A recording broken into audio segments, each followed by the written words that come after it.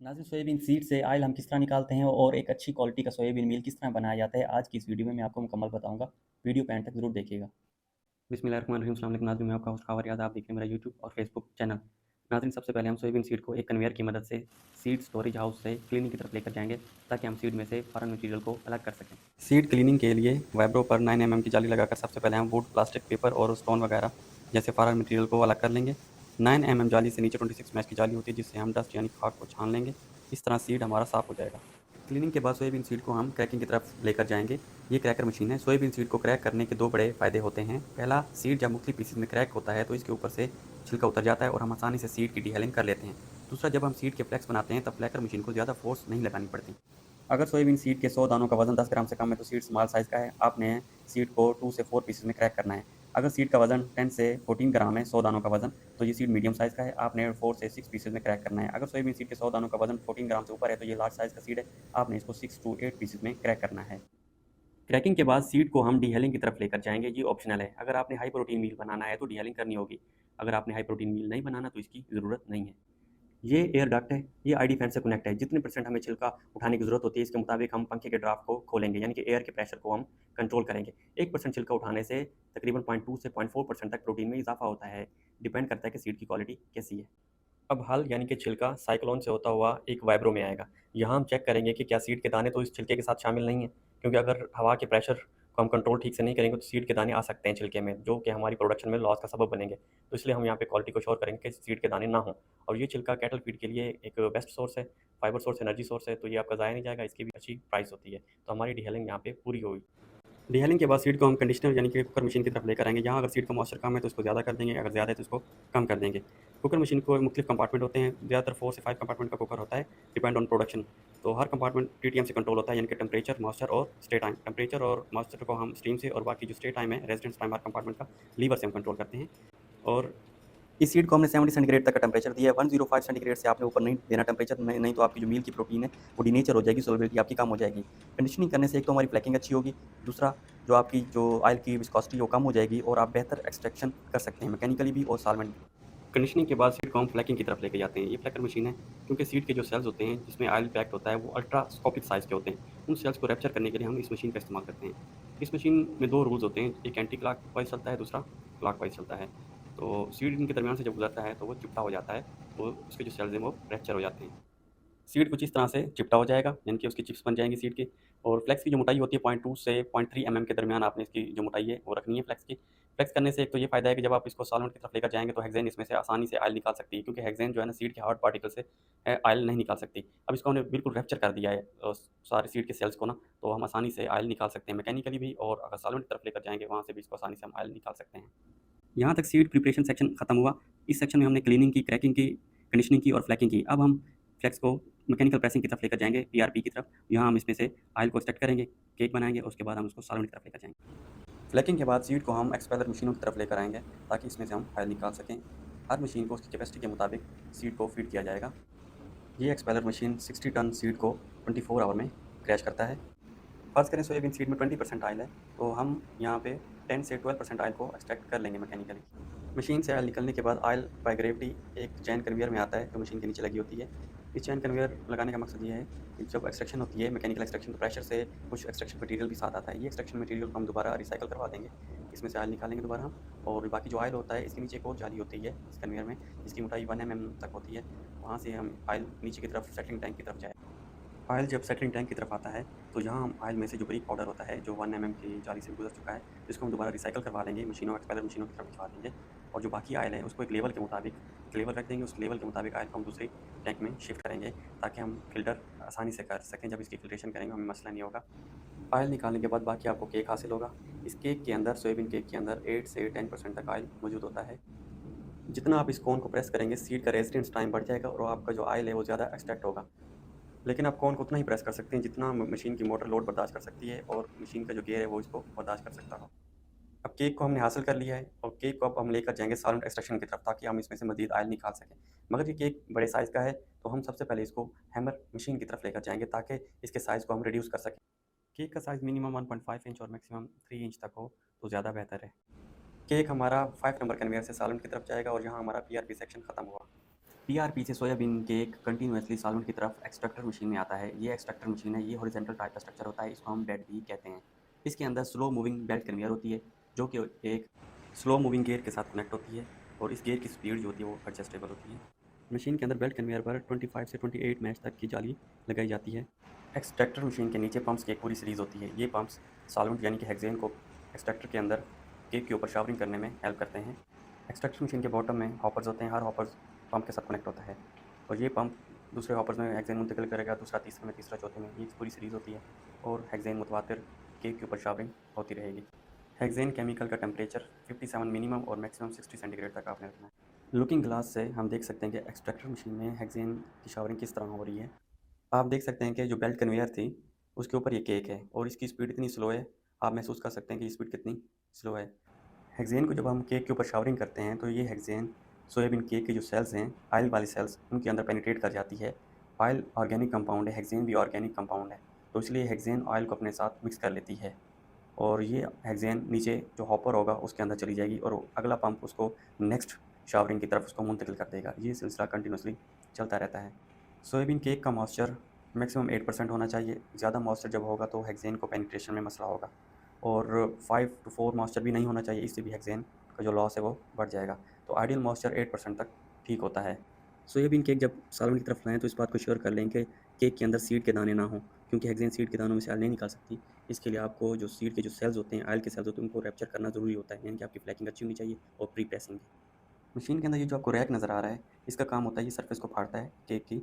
अगर ये ना हो तो मुतवातिर शावरिंग से केक के ऊपर लेप सा बन जाएगा, जिससे आपकी जो हेक्सेन है वो नीचे पेनिट्रेट नहीं कर सकेगी, और आपकी जो एक्सट्रैक्शन है वो पुअर एक्सट्रैक्शन होगी। लास्ट शावरिंग के बाद एक्सट्रैक्शन मटेरियल में सिर्फ 1% मैक्सिमम 1% ऑयल रह जाएगा। अब एक्सट्रैक्टर मशीन से हमें दो चीज़ें मिली, एक मिसला मिला और एक extraction material. Hexane chemical soybean cake में से जब ऑयल निकालता है तो ये दोनों ऑयल और हेक्सेन मिले हुए होते हैं, इस वक्त हम इसको मिसला कहते हैं। ये मिसला जो है इटालियन ज़बान का लफ्ज़ है, इसका मतलब होता है मिलावट। एक्सट्रैक्टर मशीन से मिसला निकल बाद फ़िल्टरों की तरफ आएगा, क्योंकि मिसला के अंदर एक्सट्रैक्शन मटेरियल का बारीक पाउडर मिक्स होता है। इस पाउडर को हमने फ़िल्टर की मदद से ही रोकना होता है, ताकि हमारा आगे डिस्टिलेशन सिस्टम मुतासर ना हो। इसलिए ये दो फ़िल्टर लगे हुए हैं, एक स्टैंड बाय होता है, एक वक्त में एक चलता है। और इन फ़िल्टर्स के अंदर एक्सट्रैक्शन मटेरियल को रोकने के लिए, यानी कि पाउडर को, 60 से 70 मैश तक की जाली लगी होती है। मिसला फ़िल्टरों के बाद मिसला टैंक की तरफ जाता है। अब ऐसा पाउडर जो 70 मैश की जाली भी क्रॉस कर चुका है, मिसला के साथ आया है, तो वो मिसला टैंक की तरफ आएगा, क्योंकि मिसला टैंक के नीचे पानी होता है, और जब पानी के अंदर जब वो मिसला जाता है तो मिसला ऑर्गेनिक कंपाउंड होने की वजह से पानी के ऊपर तैरने लग जाता है, क्योंकि पानी और इनऑर्गेनिक कंपाउंड है, ये दोनों मिक्सेबल नहीं होते, मिसला और पानी। तो जब पानी के अंदर ये डीप होके ऊपर आता है, तो जो इसके अंदर बारीक पाउडर होगा वो पानी में मिक्स होने की वजह से उसकी डेंसिटी ज़्यादा हो जाएगी, और वो नीचे की तरफ बैठना शुरू हो जाएगा, और हम इसको मिसले को ड्रेन कर लेंगे। मिसला डिस्टिलेशन टैंक का दूसरा फ़ायदा ये है कि हम एक पंप की मदद से मिसला को कंटिन्यूसली और एक ख़ास मिकदार में हीटर्स की तरफ भेजते हैं, ताकि हमारी जो डिस्टिलेशन है वो बेहतर हो सके। मिसला के अंदर तकरीबन 70 से 75% हेक्सेन होती है, 25 से 30% तक ऑयल होता है। डिस्टिलेशन हमेशा उस वक्त होती है जब दो लिक्विड का बॉइलिंग पॉइंट एक दूसरे से मुख्तलिफ हो। ऑयल का जो बॉइलिंग पॉइंट होता है वो 200 प्लस होता है, और हेक्सेन का 68 डिग्री सेंटीग्रेड होता है, तो हम आसानी से डिस्टिलेशन कर सकते हैं। मिसला जब फर्स्ट हीटर में आएगा तो हम इसको तकरीबन 350 वैक्यूम, और तकरीबन जो टेम्परेचर होगा वो 70 सेंटीग्रेड तक अगर हम देंगे तो हमारी जो हेक्सेन है वो 90% रिकवर हो जाएगी, और फिर मिसला हम सेकंड हीटर की तरफ भेज देंगे। सेकंड हीटर में जो मिसला है इसमें ऑयल की मिकदार ज़्यादा हो चुकी है और हेक्सेन के मॉलिक्यूल्स कम है, तो इसलिए हम टेम्परेचर ज़्यादा देंगे। 110 से तकरीबन 115 सेंटीग्रेड तक टेम्परेचर देंगे, और 350 की वैक्यूम से हम हेक्सेन को खींचेंगे, और इस वक्त हमारी जो बाकी जो हेक्सेन है ऑयल के अंदर वो तकरीबन 3 to 5% रिमेनिंग रह जाएगी। फिर हम मिसलों को फाइनल कॉलम, एक फाइनल स्टेज की तरफ भेज देंगे। जब मिसला फाइनल कॉलम की तरफ आएगा तो ऑयल के अंदर जो हेक्सेन के मॉलिक्यूल जो बहुत ही कम मिकदार में है, अब हम जो टेम्परेचर है वो 120 टेम्परेचर करेंगे, और जो वैक्यूम है हाई वैक्यूम लगाएंगे, ताकि हेक्सेन के मॉलिक्यूल्स एक्सेलरेट कर जाएँ और हमारा प्योर ऑयल हम हासिल कर लें। ये ऑयल आप देख सकते हैं कि हमारा जो हेक्सेन से पाक हो चुका है, और हेक्सेन को हमने प्रोसेस में डाल दिया और ऑयल हमने रिकवर कर लिया। सोयाबीन सीड से मैकेनिकली और सॉल्वेंट की मदद से ऑयल निकालने के बाद दोनों ऑयल को मिक्स करके फ़िल्टर कर लेंगे। ये फ़िल्टर हुआ हुआ ऑयल इसको हम स्टोर कर लेंगे, और स्टोर करने के बाद ऑयल को हम कुकिंग ऑयल फैक्ट्री की तरफ भेज देंगे, जहाँ कुकिंग ऑयल बनेगा और हमारे घरों तक ये ऑयल पहुँचेगा। तो ये सोयाबीन सीड से हम ऑयल को हमने मुकम्मल तौर पे एक्सट्रैक्ट कर लिया है। सोयाबीन केक में से ऑयल निकालने के बाद जो एक्सट्रैक्शन मटीरियल है वो 5 नंबर कन्वेयर से डीटी की तरफ जाएगा। डीटी का मतलब होता है डीसोलिमटाइजेशन एंड टोस्टिंग। डीसोलिमटाइजेशन का मतलब ये होता है कि जो हमने हेक्सेन एक्सट्रैक्शन मटेरियल में डाली है, ये तकरीबन 30 से 40% इस मटेरियल में मौजूद होती है। इसको हमने डीसोलिमटाइज़ करके हेक्सेन को वापस प्रोसेस का हिस्सा बना देना है, और जो मील होता है उसको टोस्ट करना है, पकाना है उसको, ना ज़्यादा वो कच्चा होना चाहिए, ना ज़्यादा वो जला हुआ हो। ये डीटी मशीन 5 कंपार्टमेंट पर मुश्तमिल है, और हर कंपार्टमेंट टीटीएम से कंट्रोल होता है, यानी टी फॉर टाइम। टाइम को हम लीवर्स की मदद से कंट्रोल करते हैं। किस कंपार्टमेंट में कितना टाइम देना है एक्सट्रैक्शन मटेरियल यानी कि मील को, तो उसके मुताबिक हम इस लीवर्स को सेट करते हैं। और टी फॉर टेम्परेचर का मतलब ये होता है कि हमने स्टीम की मदद से किस कंपार्टमेंट को कितना टेम्परेचर देना है, तो इसको यहाँ पे टेम्परेचर को भी सेट किया जाएगा। और एम फॉर मॉइस्चर, मॉइस्चर को हम पानी की मदद से कंट्रोल करते हैं डीटी के अंदर। डीटी के पहले दो कंपार्टमेंट से हम हेक्सेन को डीसोलिटाइज करेंगे और पहले कंपार्टमेंट का टेम्परेचर 70 से 75 सेंटीग्रेड और दूसरे का 85 से 90 सेंटीग्रेड तक टेम्परेचर को मेंटेन करेंगे और हेक्सेन को डीसोलिटाइज करेंगे। थर्ड कंपार्टमेंट में हम हॉट वाटर टैंक से 90 डिग्री सेंटीग्रेड का पानी डीटी के अंदर थर्ड कंपार्टमेंट में इंटर करेंगे और हाई टेम्परेचर यानी कि 95 सेंटीग्रेड टेम्परेचर से हम जो यूरीज इंजाइम है सोयाबीन के अंदर वो उसको हम डीएक्टिवेट करेंगे। यूरीज इंजाइम चिकन फीड के लिए हार्मफुल होता है, इसलिए हमने उस इंजाइम को डीएक्टिवेट करना है पानी और टेम्परेचर की मदद से। थर्ड कंपार्टमेंट में यूरीज इंजाइम को डीएक्टिवेट करते वक्त गर्म पानी और ओपन स्टीम सिस्टम से मील का जो मॉइस्चर है वो 18 प्लस हो जाता है। तो लास्ट जो हमारे दो कंपार्टमेंट हैं इसमें हम एक तो मील के मॉइस्चर को रिड्यूस करेंगे, कम करेंगे, और इसके अलावा हम जो मील की सोलबिलिटी है उसको बेहतर बनाने के लिए मील को पकाएंगे। मिनिमम मील की सोलबिलिटी 78 होनी चाहिए, मैक्सिमम 82 होनी चाहिए, यानी कि digestibility of protein. Last compartment का जो टेम्परेचर है वो 105 मिनिमम और मैक्सिमम 110 तक होना चाहिए। इससे ज़्यादा टेम्परेचर आपने नहीं देना, नहीं तो आपका जो मील है वो ओवर कुक्ड हो जाएगा। फाइनल हमारा जो मील था वो डीटी से एग्जिट हो चुका है और ये पक कर तैयार हो चुका है, आप ये देख सकते हैं। सोयाबीन मील को हम डीटी से ड्रायर मशीन की तरफ लेकर जाएंगे, क्योंकि डीटी मशीन मॉइस्चर को अगर कंट्रोल ना कर सके तो मील को हम ड्रायर की तरफ लेकर आएंगे। यहाँ मील का मॉइस्चर 10 से 12% करेंगे, क्योंकि मार्केट की जो रिक्वायरमेंट है वो मॉइस्चर जो है वो आइडियल मॉइस्चर 10 से 12% ही है। सोयाबीन मील जब डीटी से निकलता है तो सोयाबीन मील के कुछ पार्टिकल्स बड़े बड़े बॉल्स की शक्ल में होते हैं, इसलिए हम ड्रायर से मील को हैमर मशीन की तरफ लेकर जाते हैं जहाँ 8 से 10 mm की जाली लगी होती है और मील को हम स्टैंडर्ड साइज़ बनाते हैं ताकि मार्केट में एक्सेप्टेबल हो। फाइनली हमारा सोयाबीन मील पक कर तैयार हो चुका है और ये हमारा पैकिंग की तरफ सोयाबीन मील आ चुका है। सोयाबीन मील दुनिया का बेस्ट मील है, क्योंकि ये वेजिटल प्रोटीन मील्स में सबसे हाई प्रोटीन सोर्स है। अब हम सोयाबीन मील को पैक कर लेंगे बैग्स में। ज़्यादातर सोयाबीन पोल्ट्री फीड वाले खरीदते हैं। अब हमने सोयाबीन सीड में से ऑयल भी निकाल लिया और मील भी बना लिया। अब हम चलते हैं हेक्सेन की रिकवरी की तरफ। हेक्सेन केमिकल को हम दो तरीक़ों से रिकवर करते हैं। पहला कंडेंसेशन सिस्टम से, दूसरा अब्जॉर्प्शन सिस्टम से। ये आप कंडेंसर देख रहे हैं, कंडेंसर दो हिस्सों पर मुश्तमिल होता है, पहला ट्यूब्स और दूसरा शेल। अब होता इस तरह है, डीटी मशीन में एक्सट्रैक्शन मटेरियल के अंदर तकरीबन 30 से 35% हेक्सेन होती है। ये हेक्सेन टेम्परेचर की वजह से लिक्विड से गैस में कन्वर्ट होकर कंडेंसर की तरफ आएगी। सेम इसी तरह जो हमारा डिस्टिलेशन सिस्टम है वहाँ से भी जो हेक्सेन है वो गैस में कन्वर्ट होकर कंडेंसर की तरफ आएगी। वाटर पूल से पंप की मदद से 2 psi प्रेशर से पानी को हम कंडेंसर की तरफ लेकर जाएंगे। जब कंडेंसर की ट्यूब्स के अंदर ये पानी फ्लो करेगा, इस वक्त इसका जो टेम्परेचर होगा 25 से 28 सेंटीग्रेड होगा। हेक्सेन केमिकल गैसेस फॉर्म में इसका जो टेम्परेचर होगा 35 से 37 सेंटीग्रेड होगा। जब ये गैसेस कंडेंसर के शेल से टकराएंगी तो लिक्विड में कन्वर्ट हो जाएंगी।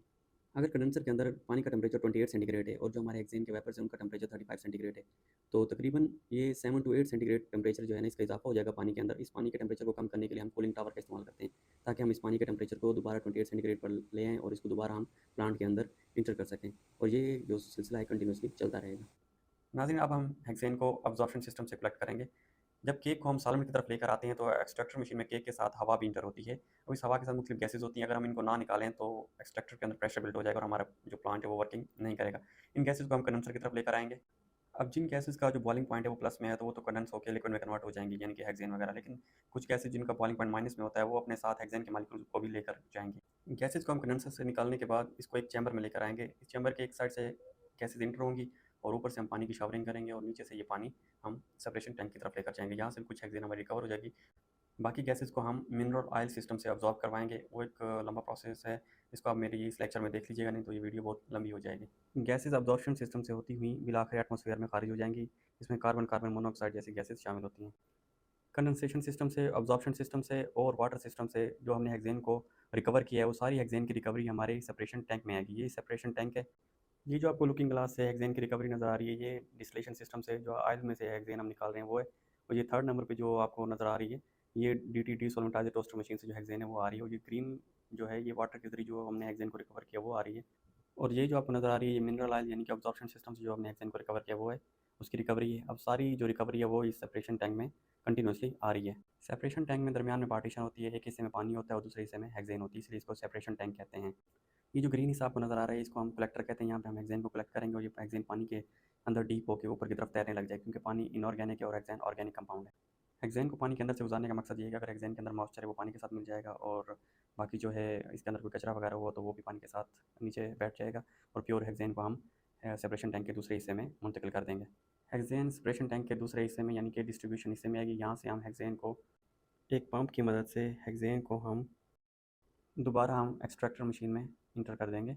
तो ये कंटिन्यूस प्रोसेस है और ये चलता रहेगा। वह हेक्सेन दोबारा केक में से आयल निकालेगी, फिर डिस्टिलेशन, फिर डीसोलिटाइजेशन, और ये सिस्टम कंटिन्यूसली चलता रहता है।